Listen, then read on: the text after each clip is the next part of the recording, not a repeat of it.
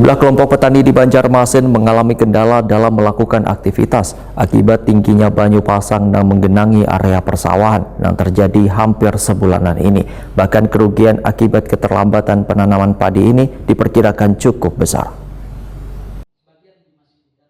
Sejumlah kelompok petani di Banjarmasin mengalami kendala dalam melakukan aktivitas akibat tingginya banyu pasang yang menggenangi area persawahan yang terjadi hampir sabulanan ini.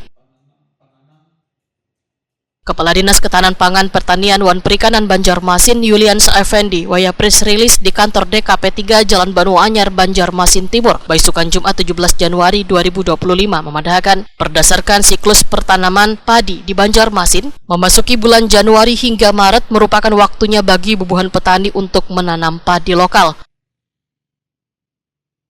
Namun akibat banyu pasang yang menggenangi persawahan cukup tinggi, maulah bubuhan petani kesulitan melakukan penanaman. Keterlambatan menanam padi ini, ujar Yuliansa Effendi, kada berdampak pada persediaan baras maupun harga di pasaran, dikarenakan Banjarmasin mendapatkan pasokan baras dari luar Kalimantan Selatan. Kementerian Pertanian. Nah, tetapi ketika kita mau menanam, ketika petani kita mau menanam di lahan sawahnya, itu ternyata air justru sudah naik tinggi.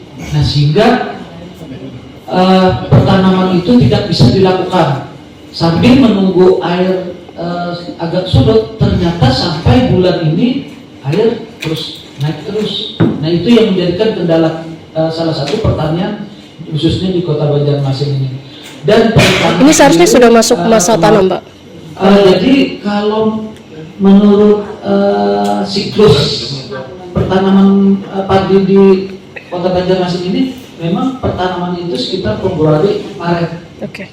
Dan itu jenis lokal. Nah, itu yang mantap.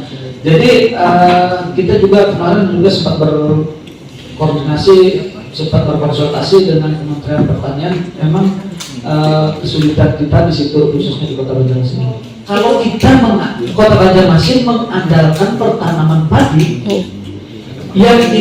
yang tiap tahunnya itu sekitar 1.900 hektaran, panen serentak itu paling kalau yang dikonsumsi oleh masyarakat Kota Banjarmasin sebanyak sekitar 700 ribuan jiwa, itu paling sekitar 40 hari.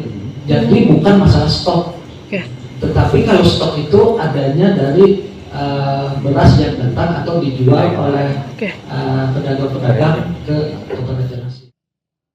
Yuliansa Effendi menyatakan kerugian akibat keterlambatan penanaman padi ini diperkirakan cukup besar lantaran sebagian besar petani di Banjarmasin mengandalkan padi sebagai sumber penghidupan utama. Jika kondisi ini terus berlanjut, potensi gagal panen akan meningkat dan dapat berdampak pada ketahanan pangan di Kota Seribu Sungai ini.